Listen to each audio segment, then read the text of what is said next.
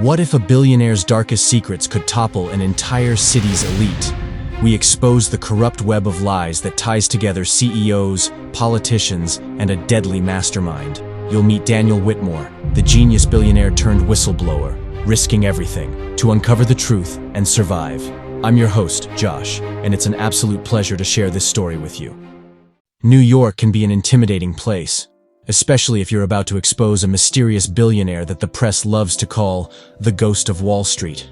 Daniel Whitmore was a living urban legend, a genius investor who amassed an unbelievable fortune in just a few years and disappeared from the public eye. No one knew what he really looked like, and every move he made seemed wrapped in an enigma. That was all I knew when my editor, Richard Saunders, pushed me into the toughest investigation of my career. This is going to be a scoop, Emily. Imagine the headlines. The dirty secret behind the reclusive billionaire, he said, excited, but with all the subtlety of an elephant in a china shop. So there I was, at a charity event at the Metropolitan Museum of Art, wearing a rented dress that made me feel as uncomfortable as a fish out of water, trying to look like I belonged in this world of expensive champagne and hollow conversations. "Are you all right, dear?" asked a socialite passing by. She smelled of expensive perfume and thinly veiled judgments. "Yes, of course," I lied, smiling as if I were completely at ease and not dying of nerves. But then, as if the night couldn't get any more surreal, there he was, Daniel Whitmore, tall, impeccably dressed, and with a presence that seemed to command the entire room. Even from a distance, I could feel an aura of authority and mystery. He was surrounded by executives, all hanging on his every word as if he were the Oracle of Delphi. I knew I had to get closer. Without thinking too much, I walked toward him, trying to ignore the sound of my heart pounding in my ears. "Mr. Whitmore, Emily Brooks, from the New York Tribune. I'd like to ask you a few questions, if you have a minute," I said, trying to sound confident. To my surprise, he turned and looked straight at me, his intense blue eyes analyzing me with an almost calculated curiosity. "A minute," he repeated, as if savoring the idea. "All right, but only because you had the guts to approach me here, in the middle of the jungle." I laughed, even if just to mask my nerves. And that's how I, an inexperienced reporter when it came to dealing with magnates, got an exclusive interview with Daniel Whitmore. "Why the decision to support this event, Mr. Whitmore?" I began, keeping a professional tone. "Call me Daniel, and honestly, because I like art," he replied, with a relaxed smile that almost made me forget the dark mystery surrounding him. "Art is a form of escape, don't you think?" I nodded, but something in his response felt rehearsed, as if he were hiding something behind every word. "And what about your reputation? There are many rumors about your public absence and your rapid financial growth." He raised an eyebrow, and the air around us seemed to cool a bit. "Rumors are just that, rumors. People talk because they have mouths, but what really matters is the positive impact we can make, like this event." The answer was good, even convincing, but my instinct told me he was deflecting. I was about to press further, but he tilted his head and looked at me as if considering something. "Tell me, Emily, have you ever visited the Bronx?" The question caught me by surprise. "The Bronx?" "Yes, a few times." "Great, because I have a community project there. If you really want to know who I am, come see for yourself. I'll send you the details." And with that, with an almost teasing wink, he walked away, leaving me alone in the middle of the glamorous crowd, holding a contact card with the address of a community center in the Bronx. When I got home that night, I couldn't stop thinking about it. There was something about the way he spoke, the looks he gave, something that didn't quite fit. I had the feeling he had given me a clue, like a puzzle waiting to be solved. What if he was hiding something much bigger than just a questionable fortune? It was clear that Daniel Whitmore wasn't just another eccentric billionaire. He was an onion full of layers, and I was about to start peeling them, one by one. That night, as I lay down, the card on my bedside table seemed to call to me. I knew I couldn't ignore that invitation. Whatever he was hiding, I had to find out. So, with a mix of anxiety and determination, I decided I was going to the Bronx. After all, nothing is more exciting than following a lead, especially when it involves an enigmatic billionaire who could be as dangerous as he is fascinating. If I had known then what I know now, maybe I would have hesitated. But, as they say, curiosity is an addiction that's hard to shake, and I was completely hooked. The Bronx wasn't exactly what I expected. Somehow, I imagined finding an extravagant philanthropic location, with tinted glass windows and private security on every corner. But instead, the Whitmore Community Center was simple, almost modest, tucked between old buildings and busy streets. Upon entering, I was greeted by the sound of laughter and conversations. Children ran through the halls, teenagers studied in groups, and volunteers of all ages were busy with activities. The place had a vibrant energy, very different from the cold glamour I associated with Daniel's world. "You must be Emily Brooks, from the Tribune." A middle-aged woman with a warm smile came to greet me. "I'm Teresa, the center's director. Daniel told me you'd be coming. Come, let me show you around." I followed Teresa as she spoke about the center's programs, from tutoring classes to psychological support for at-risk youth. Every room we passed seemed like a small community within a community, each face reflecting hope and optimism. "Does Daniel really get personally involved here?" I asked, trying to hide my skepticism. "More than you'd imagine," she said with a smile. "He doesn't just donate money. He comes, talks to the kids, helps organize events. This place is important to him. You've never wondered why a billionaire would spend so much time here." My voice came out more pointed than I intended, but Teresa didn't seem offended. "I asked him that once," she replied, looking at a painting on the wall made by one of the children. "He told me that when you have everything, the only thing that really matters is what you do for others." It was a good answer, practically perfect, but something inside me still wasn't convinced. Daniel's generosity seemed real, but it wasn't the whole story. I knew that. "I'd like to speak with him if possible," I said, trying to sound casual. "Of course he's expecting you," Teresa replied, motioning for me to follow her to an outdoor area, where Daniel was sitting on a bench, watching some children play in the playground. He was dressed simply, in jeans and a t-shirt, without the sophistication I expected. There was a calmness in his posture that seemed out of place in that context, as if he were deliberately trying to fit into a world that wasn't his. "Mr. Whitmore," I began, but he raised his hand to interrupt me. "Daniel, please," he said with a smile. "I'm not a fan of formalities." I sat next to him, trying to ignore the fact that my heart felt like it was about to leap out of my throat. "All of this is really impressive. I wasn't expecting, well, this." He laughed, a genuine sound, as if he was truly amused. "It's always good to surprise people. I like to think there's more to me than the public image suggests." "But why here? Why the Bronx?" I asked, leaning in a little closer. "You could do this anywhere. Why this specific place?" He was silent for a moment, watching the children run around. "I grew up in a neighborhood like this. I never forgot the hardships I went through and the people who helped me. This is my way of giving back." There was sincerity in his voice, and for a moment I almost let myself believe him, but then I remembered what I was there to do.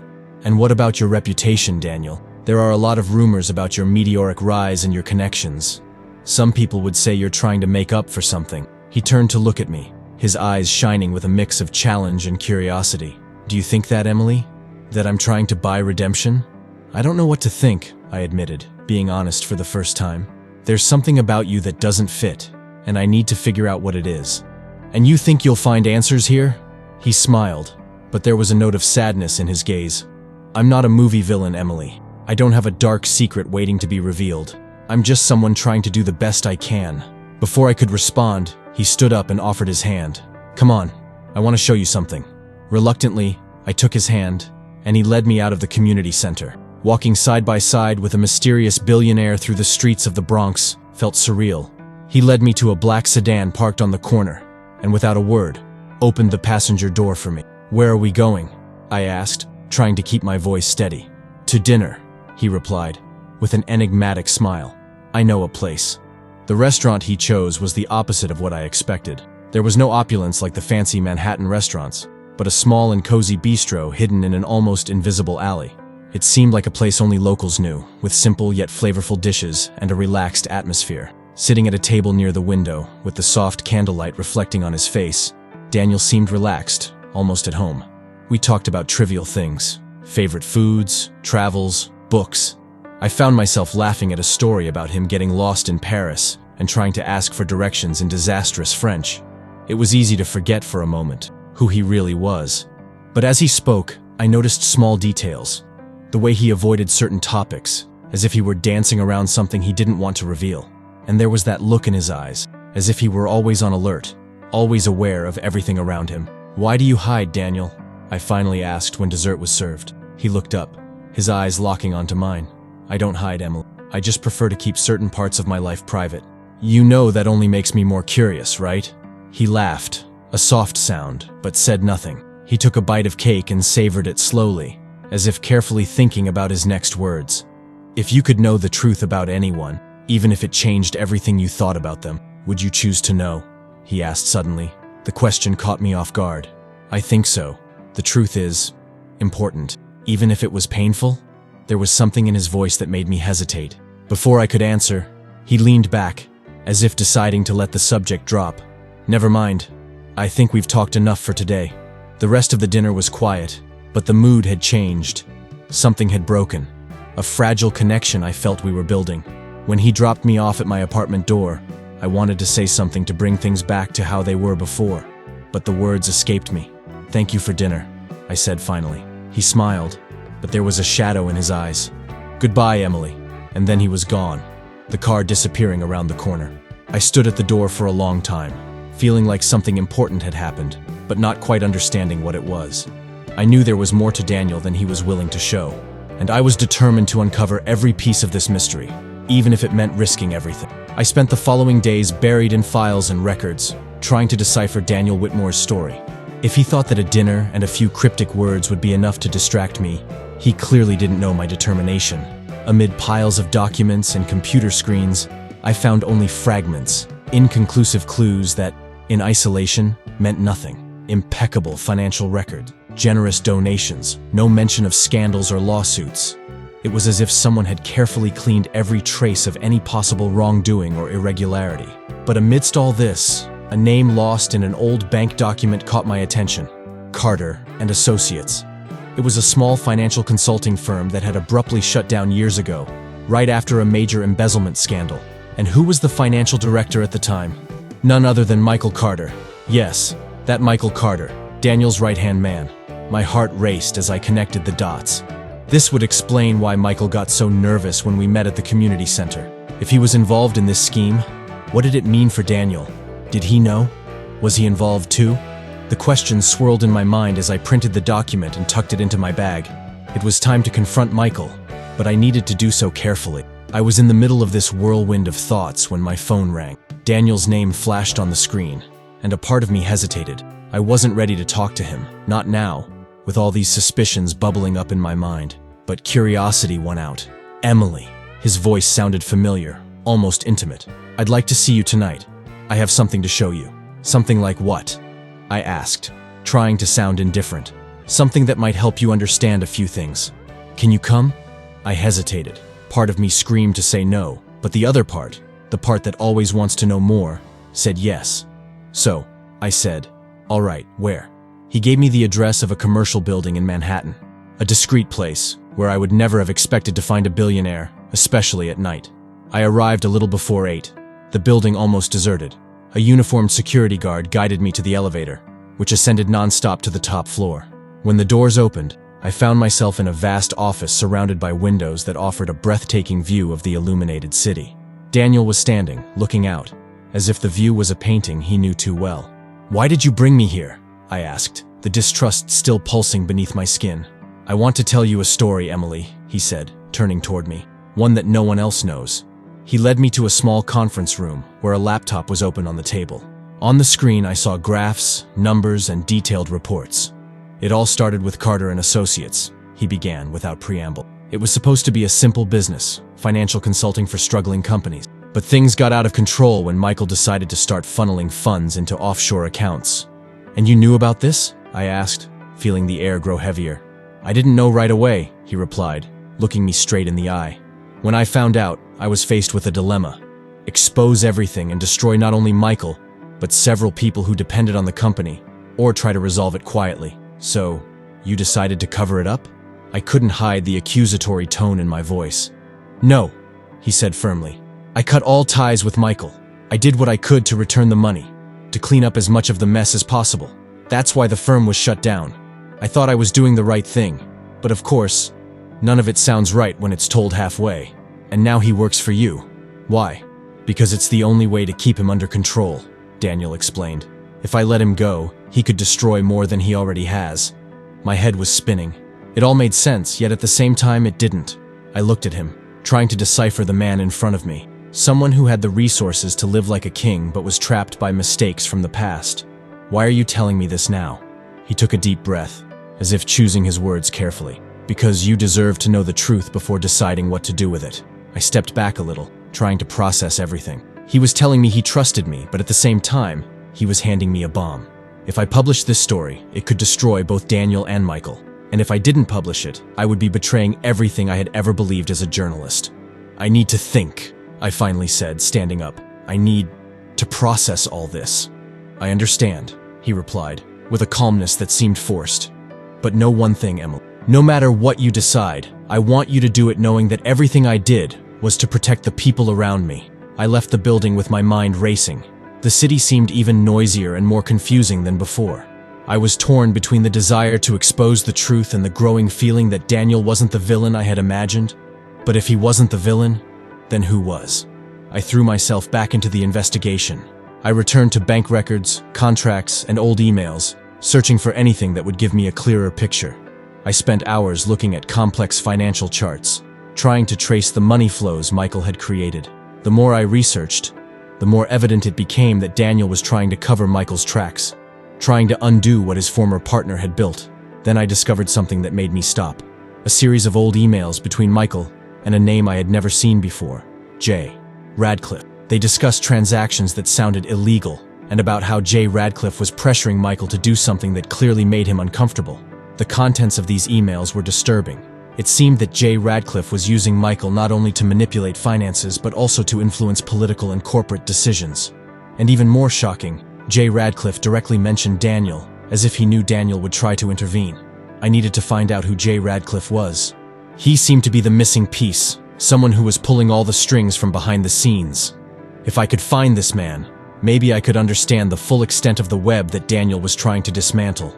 But I also knew that if I got too close, I might be putting myself in even greater danger. Daniel clearly had powerful enemies, and if J. Radcliffe was who I suspected, he wouldn't hesitate to do anything to protect his interests. That night, as I stared at the emails on my computer screen, my phone rang. It was an unknown number, but I answered, hoping it might be Daniel. Emily Brooks? The voice on the other end was low and cautious. Yes, that's me. Who's speaking? My name doesn't matter.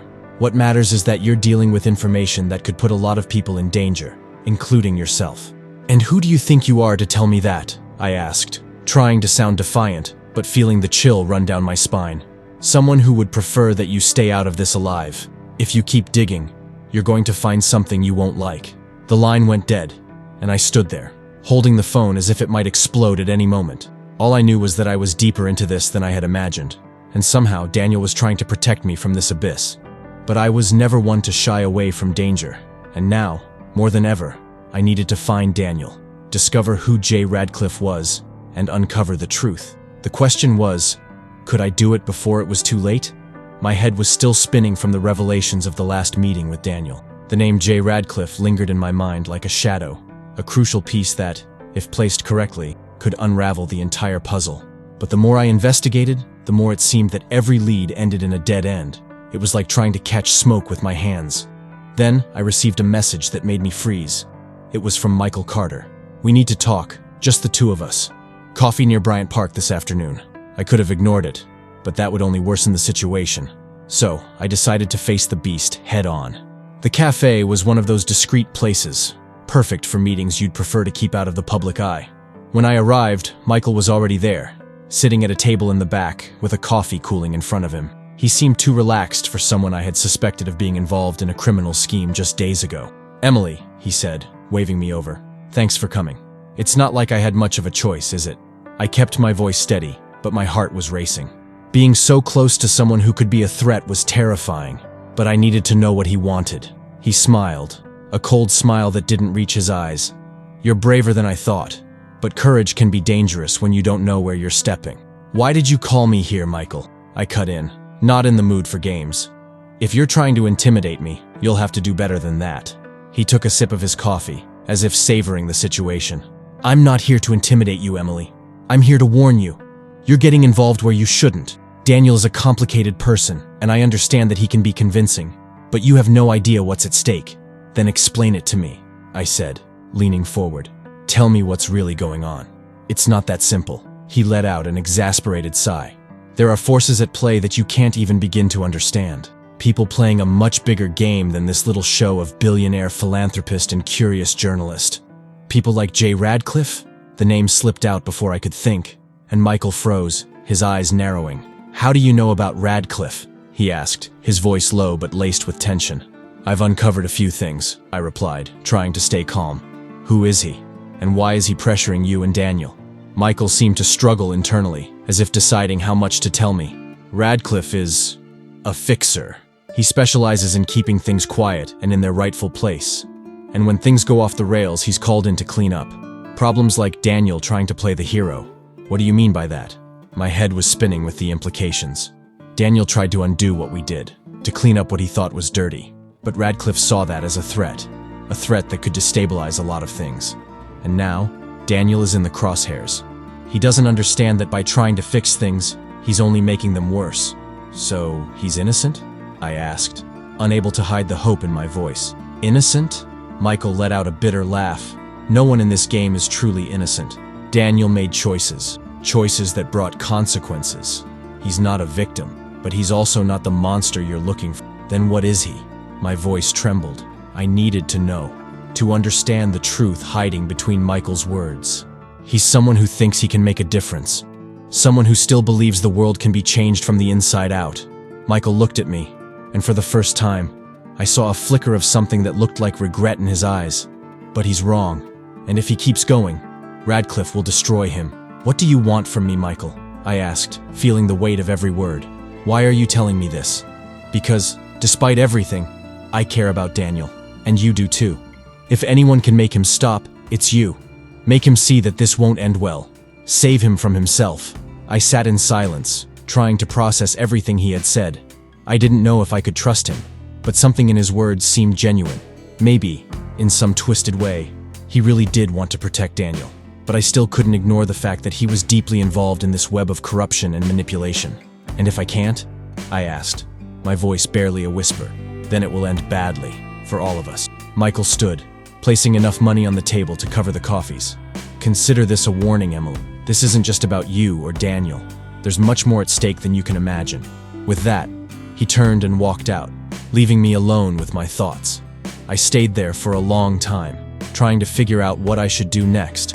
I knew Michael was right about one thing. Daniel was in danger, and I needed to do something to help him. But how do you save someone who's determined to sacrifice themselves? I returned to my apartment and started researching J. Radcliffe, but it was like trying to find a shadow on a moonless night. There were no public records, no mention of him anywhere I looked. He was a ghost, someone operating in the shadows, invisible to the outside world. I knew I needed to talk to Daniel, but he wasn't answering my calls. I felt trapped in a nightmare, where everything seemed to be moving too fast and, at the same time, too slowly. With each passing minute, I knew the walls were closing in. Then, I received an email. It was from an anonymous sender. No subject, just a short message. "If you want answers, come to the address below. Bring everything you know." I hesitated. This could be a trap, but it could also be my only chance to uncover the truth. The address was for an abandoned building in Brooklyn, a place that didn't exactly inspire confidence. I made an impulsive decision. I gathered all the documents I had, the flash drive Daniel had given me, and headed to the address. The building was dark and desolate, like something out of a horror movie. As I entered, a chill ran down my spine. The interior was empty, except for a man in a dark suit standing in the center of the room. He didn't look threatening, but there was a tension in his posture that made me stop. "Emily Brooks," he said, his voice calm. "I'm J. Radcliffe." My heart skipped a beat. It was him, the shadowy figure I had been chasing. "What do you want from me?" "Simple," he replied with a cold smile. "I want you to stop investigating, to stop helping Daniel, because if you don't, he's going to get hurt. And I'm not talking about a little headache." "You think you can intimidate me?" My voice was steadier than I expected. "No, Emily. I don't want to intimidate you. I want to save you. You're a small piece in this game, and I'd prefer you to stay that way. But if you insist on interfering, you'll kill me?" I challenged, unable to contain the fear trembling in my voice. He took a step forward, his presence almost crushing. "Kill you?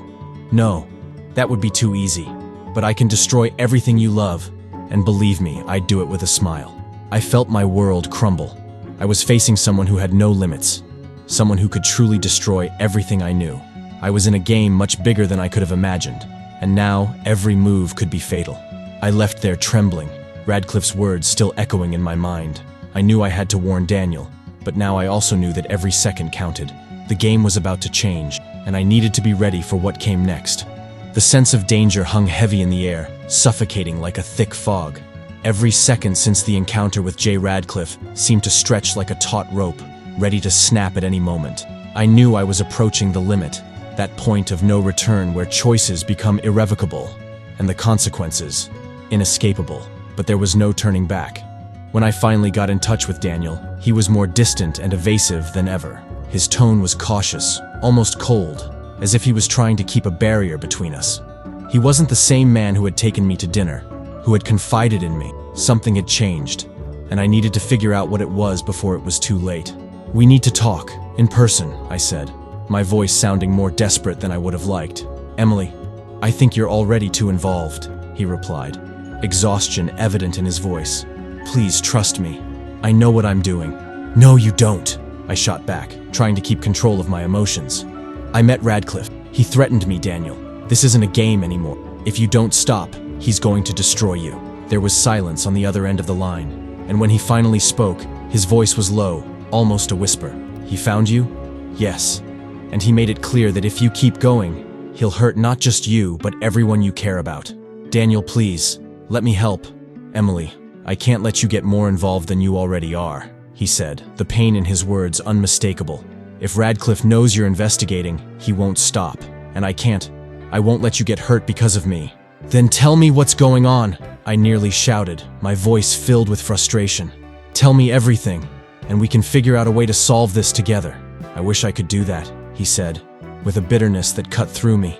"But it's not that simple. There are things you can't know, that I can't risk telling you.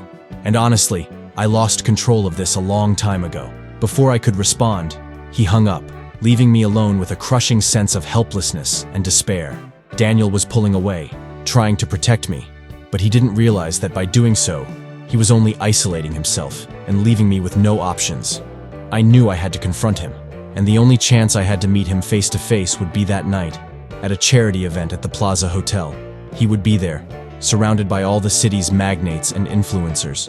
If I could reach him before things spiraled out of control, there might still be hope. I arrived at the plaza just before the event began, my heart pounding. The room was full of lights and voices, and the people around me seemed to float in their own world, where the biggest drama was choosing the right wine for dinner. But I knew that beneath the surface of sophistication and indifference, dark currents were swirling. Daniel was in the center of the room, talking to a group of executives and politicians, his easy, charismatic smile masking the tension I knew he felt. He looked unshakable, but I could see the subtle signs of stress, the way his shoulders were tense, how his eyes constantly scanned the room, as if searching for an invisible threat. I took a deep breath and approached, trying to ignore the sound of my heart hammering in my ears. When I got close enough, I touched his arm, and he turned, surprised. "Emily," he said, with a mixture of surprise and concern in his voice. "What are you doing here?" "We need to talk," I said, trying to keep my voice calm. "In private." He hesitated for a moment, then excused himself from the group and led me to a more secluded corner of the room, away from prying eyes. "What are you doing here, Emily?" he repeated, the concern evident in his tone. "You're not listening to me, Daniel," I said, trying to control the rising panic. "Radcliffe isn't going to stop. He's going to destroy you." "He said that—" "I know what he said," Daniel interrupted, his voice low and urgent. "And that's why I need you to step away. If you keep investigating, you're going to end up as just another pawn in his game." "I can't just step away." I looked at him, my eyes burning with frustrated tears. "I care about you, Daniel, and I'm not going to stand by while you sacrifice yourself." "Emily," he seemed on the verge of confessing something, but then his expression changed. His gaze shifted to something behind me, and his expression hardened. Before I could understand what was happening, a firm hand grabbed my arm. I turned to find Michael, his eyes dark and filled with a silent fury. "What are you doing here, Emily?" he asked. But it was less of a question and more of an accusation. "I'm just trying to help," I replied, trying to pull my arm free, but he didn't let go. "Help?" He laughed, a dry, humorless sound. "You're only making things worse. Daniel's already in enough danger and you—" "Enough, Michael." Daniel's voice cut through the air like a blade. "Let her go." Michael hesitated, his gaze flicking between me and Daniel before finally releasing me. but the anger still simmered beneath the surface. "She doesn't understand, Daniel," he said, his voice tense. "She's going to ruin everything. You know what Radcliffe will do if she keeps going. She's meddling in things she doesn't understand." "I know, Michael," Daniel responded with a forced calm. "But that doesn't change anything. I have to handle this my way." "You're making a mistake," Michael said, every word dripping with frustration and something else, fear. "You're going to destroy everything we've built." "Everything we've built?" Daniel repeated, his voice low but filled with an intensity I had never seen before. "You mean all the lies and manipulations? All the crimes you committed, using my name?"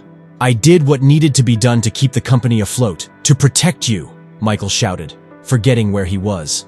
People around us began to glance in our direction, curious about the commotion. "Protect?" Daniel stepped closer, his voice now a furious whisper. "You dragged me into a scheme that almost destroyed everything I worked for. And now you want to tell me that you were protecting me?"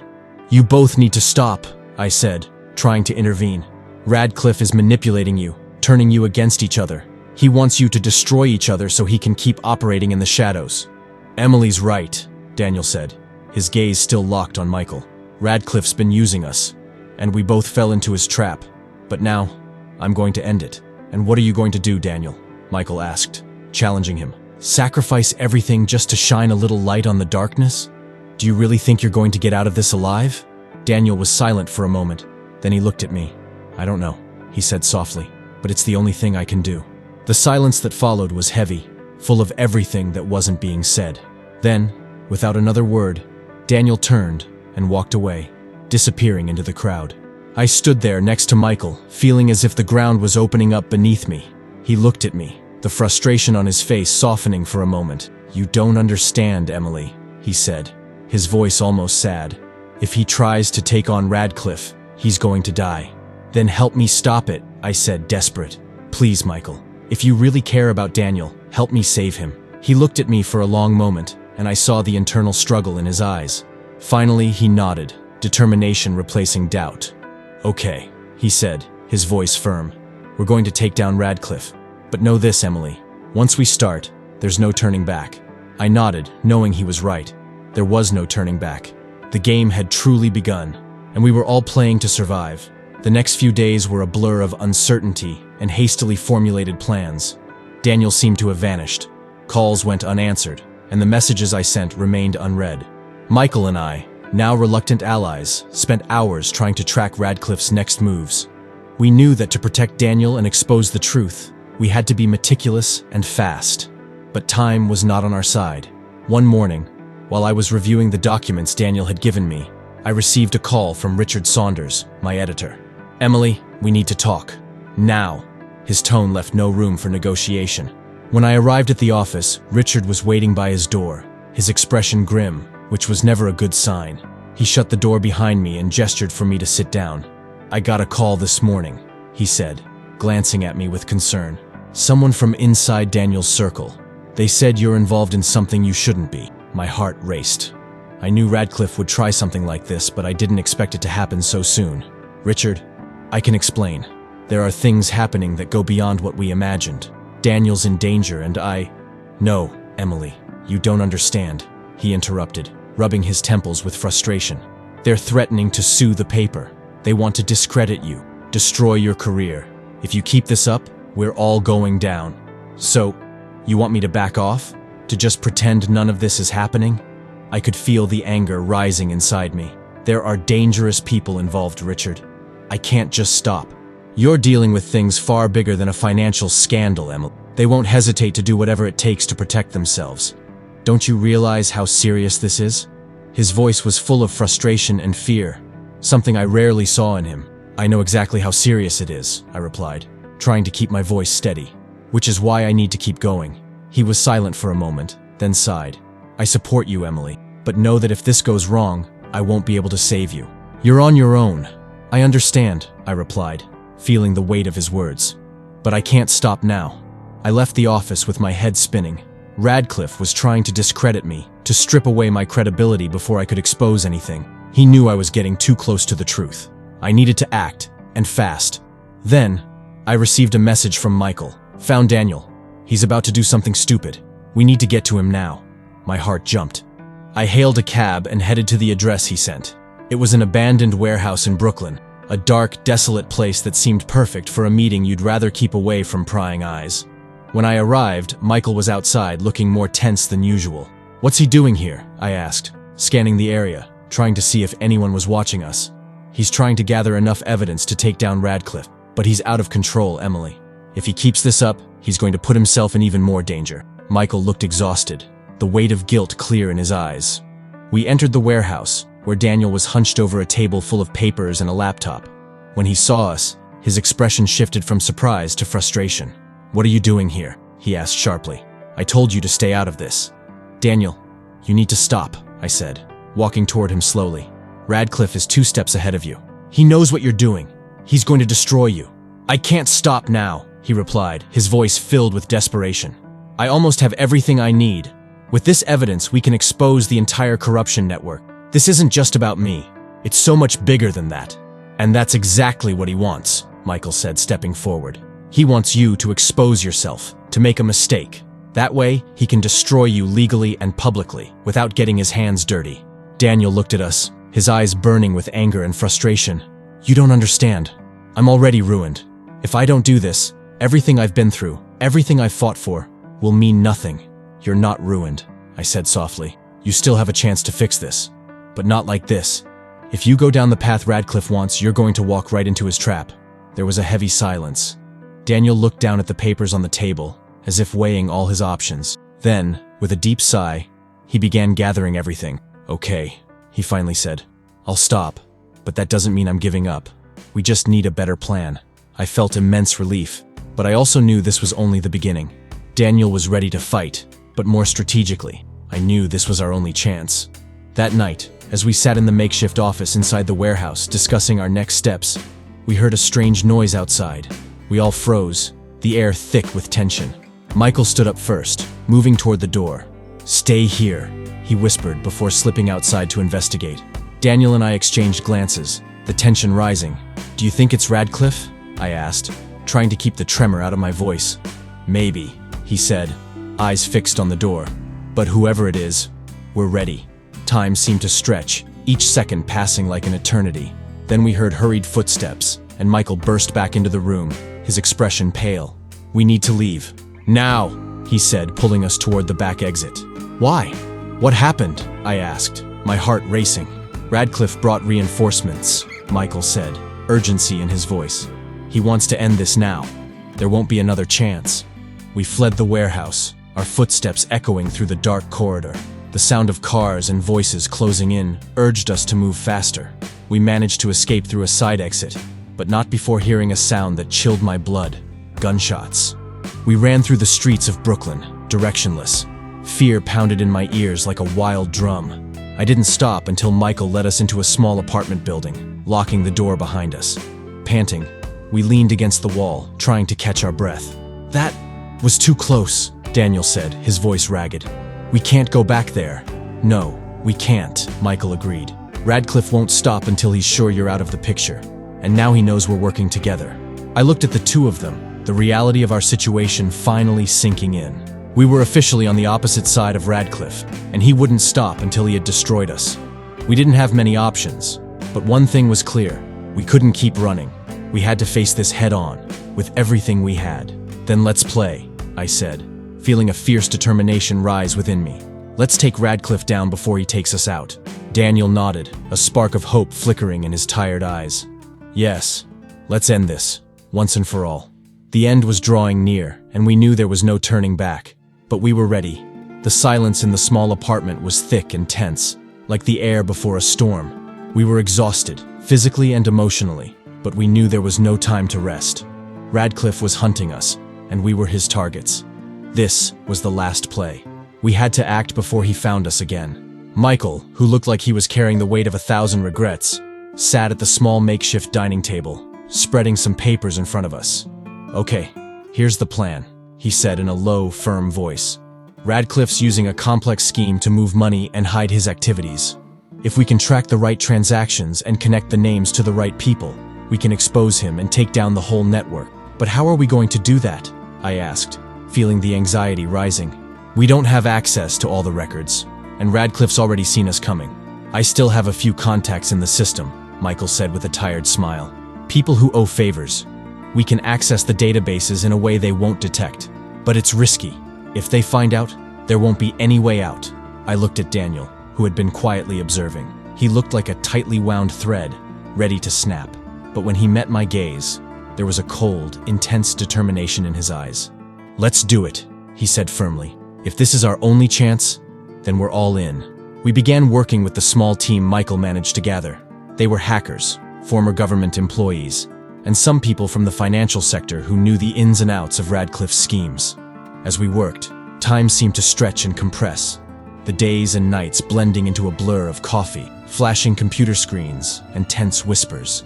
Finally, we did it. We identified a series of transactions linking Radcliffe directly to various public and private figures, politicians, CEOs, even members of the police. It was a meticulously constructed system, designed to keep everyone in line and ensure that Radcliffe remained untouchable. "If we publish this," Michael said, looking at the list of names, "we're going to take down half of New York's elite." "And that's exactly what we need to do," Daniel replied. "These people have been using their power to protect themselves for too long. It's time to end it." But there was one part of the plan still missing. We needed a foothold, something that would force those involved to incriminate themselves, something impossible to ignore. This was where Daniel had an idea. "We're going live," he said, with a dangerous glint in his eyes. "Live?" I repeated, incredulous. "You want to broadcast all of this?" "Exactly," he replied. "We'll go live, expose all the evidence, every connection, every crime. We'll name them publicly and give them a choice. Turn themselves in or watch their lives crumble in front of everyone." "You're insane," Michael said, but there was a note of respect in his voice. "This might work. If we do it carefully, we can turn the game on Radcliffe." We spent the night planning the details. We needed a secure location, an untraceable broadcasting channel, and most importantly, we needed time.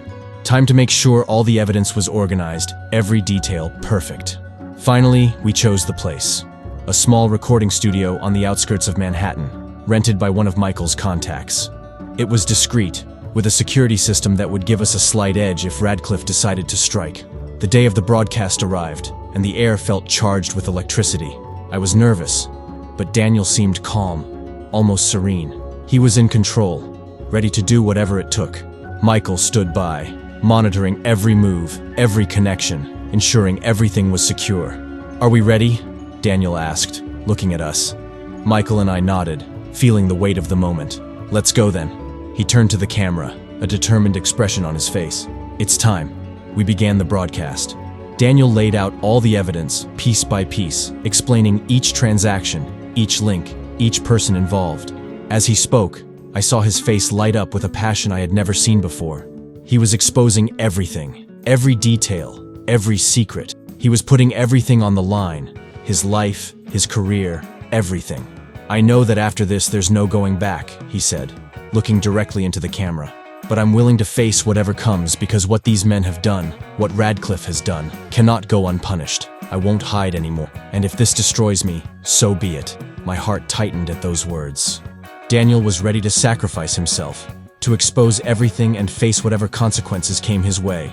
And I knew that despite all our efforts, there was still a chance this could end badly. When the broadcast ended, the room fell into a heavy silence, thick with expectation and fear. "Do you think they'll surrender?" I asked, my voice sounding small in the emptiness. "I don't know," Daniel said, running a hand over his face. "But at least now, everyone knows who they are." Michael was on the phone, speaking rapidly to someone. He looked more worried than usual.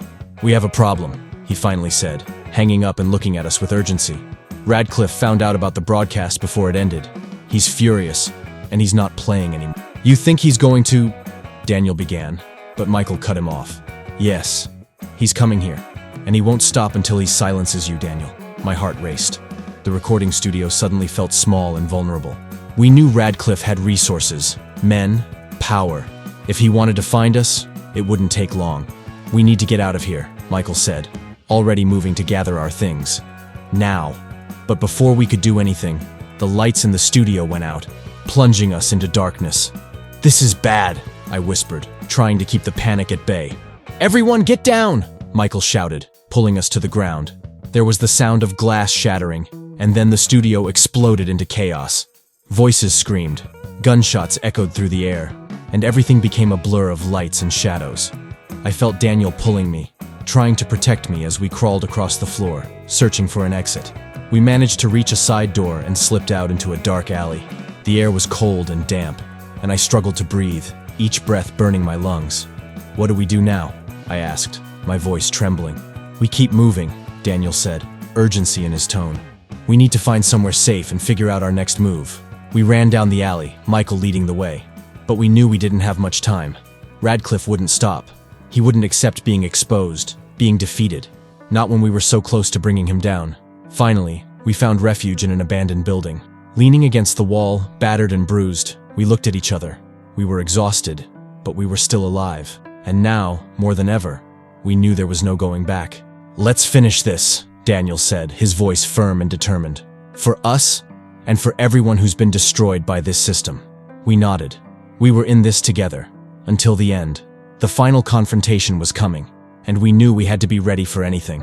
The irregular rhythm of our breathing filled the small space, only broken by the distant hum of New York's night traffic. We were exhausted, but there was no time to rest. Every second counted, and the feeling that Radcliffe was closing in on us grew stronger with each passing minute. "We need to get out of here before they find us," Michael said, his voice low but laced with urgency. He was hunched over the laptop, trying to track the last known location of Radcliffe's men. "And where are we going?" I asked, struggling to keep my calm. "We don't have any safe places left." Daniel, leaning against the wall, his face marked by exhaustion and worry, looked over at us. "I know a place. A last resort." Michael looked up, a cautious glimmer of hope in his eyes. "Where?" "An old warehouse we used years ago when we started the company. It's off the radar. We can use it to finish this. We need one last move to make Radcliffe drop his guard." I could see the doubt in Michael's eyes, but he nodded. "All right. But if we do this, we need to make sure it's final. We can't afford to fail now." We quickly gathered our things and slipped out of the building under the cover of night. The cold air cut like knives as we ran through the empty streets. Every sound, every flicker in the shadows made my heart race, but we finally made it to the warehouse. The place was empty, except for a few old boxes and abandoned equipment. Daniel moved quickly through the space, checking the entrances and exits, while Michael set up the security systems he had brought. "This place will work," Daniel said, his voice carrying a renewed determination. "We need to lure Radcliffe here. If we can isolate him, we can force him to confess." "Confess?" I couldn't hide my disbelief. "He's a sociopath, Daniel. He's not just going to confess." "Oh, he will," Daniel said, with an intensity that scared me. "Because I have something he wants. Something he'll do anything to keep hidden." I looked at Michael, trying to gauge his reaction, but he kept working, as if he already knew what Daniel had in mind. "What do you have?" I asked, turning back to Daniel. "A recording," he said calmly. "A conversation between Radcliffe and one of his partners, where they discuss a murder.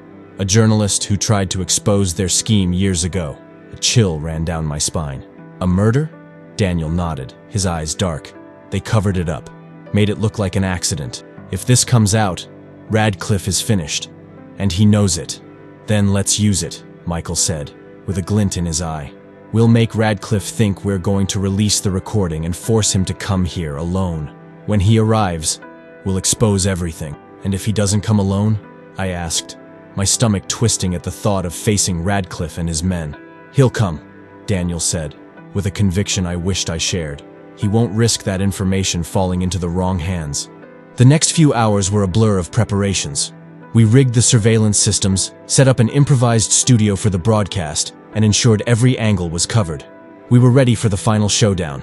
When everything was in place, Michael sent the message to Radcliffe. It was simple and direct. "Meet us at the address below. Come alone, or the world will see what you've done." Now, all we could do was wait. Time seemed to crawl, each minute dragging on like an eternity.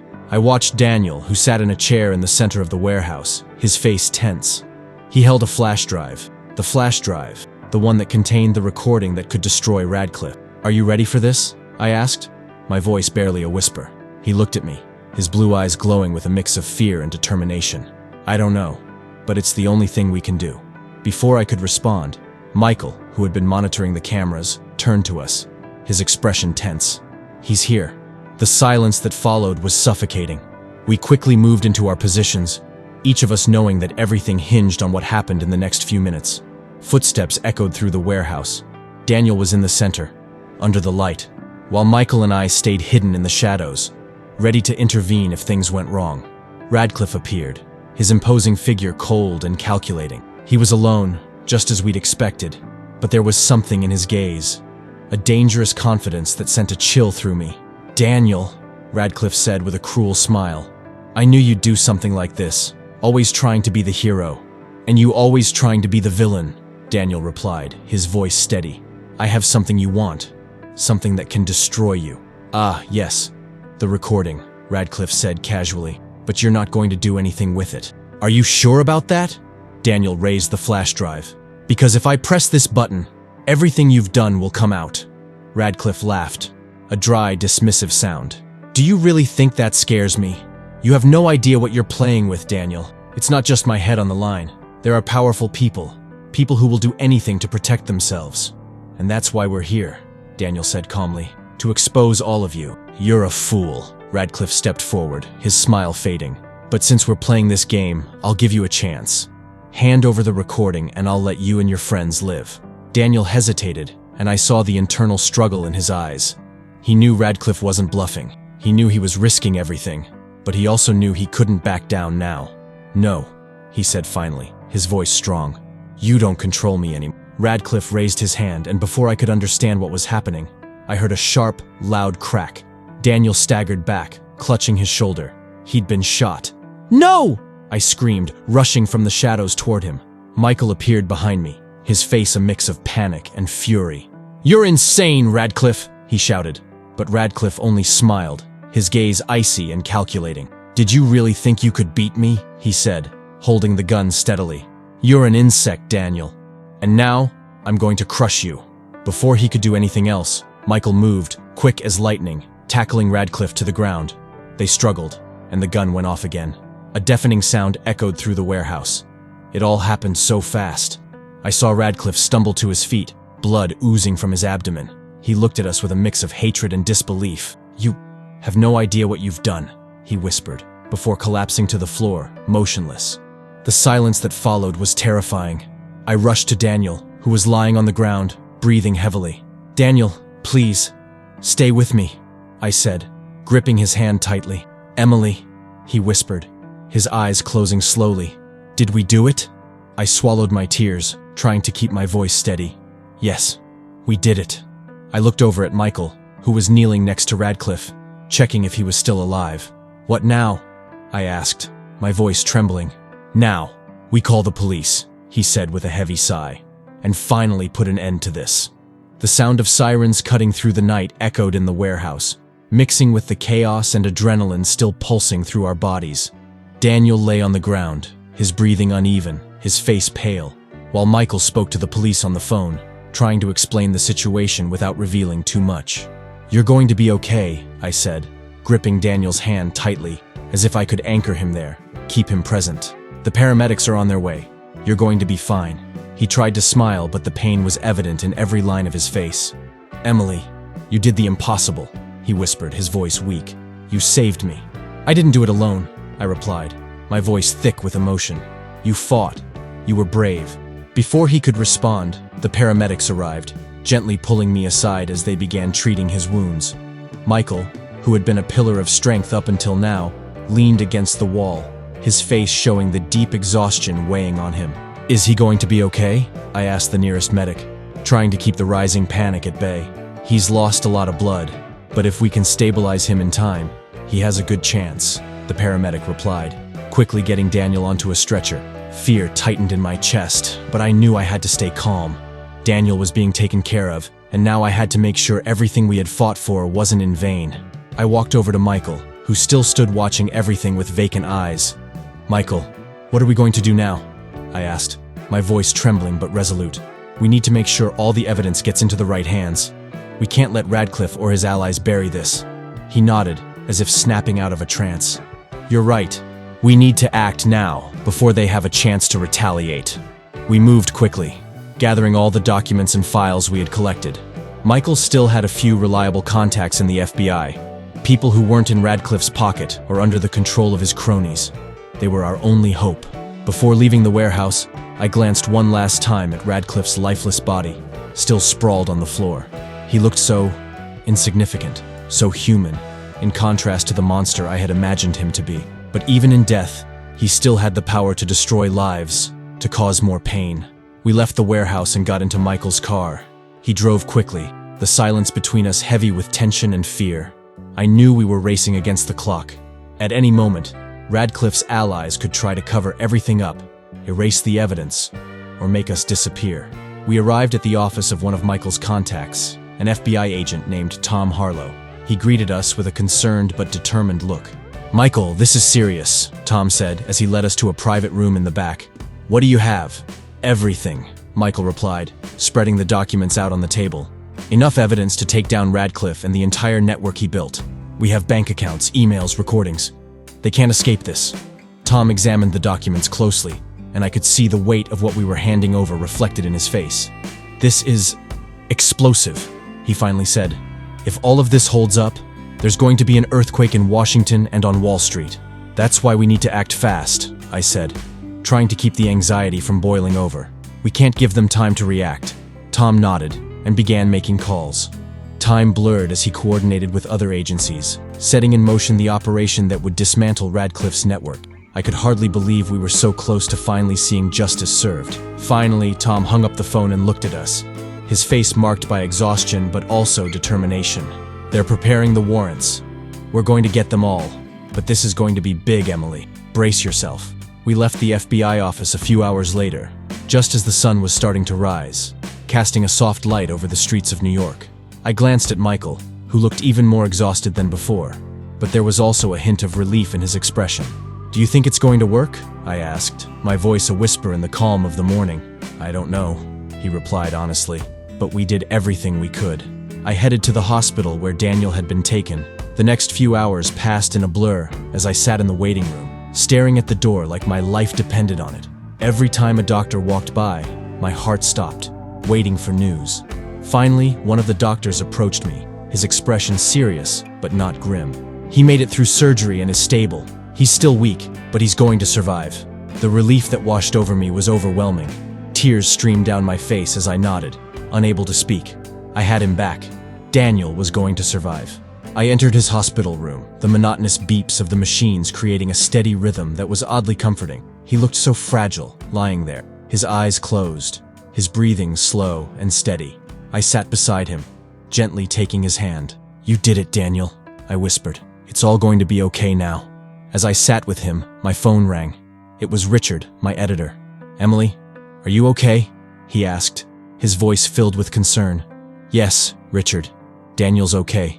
He survived." "That's good," he said. But there was something in his tone that made me tense. "I just got a call. The story, the evidence. It's already spreading. The FBI's operation has started, and the first arrests have been made." My heart leaped. "That's great. That means we did it, right?"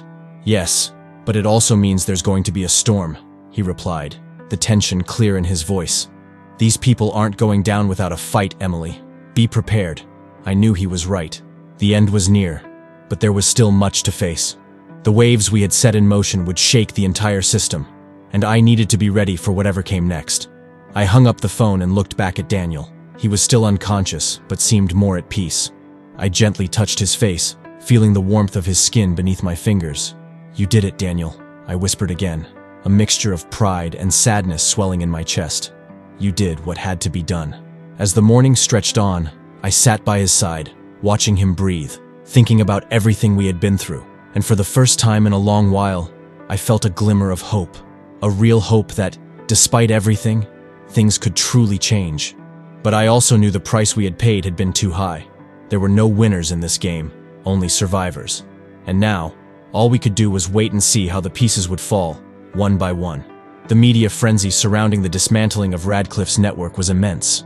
Journalists from across the country crowded outside the courthouses, cameras broadcasting live footage of executives, politicians, and public figures being escorted into courtrooms.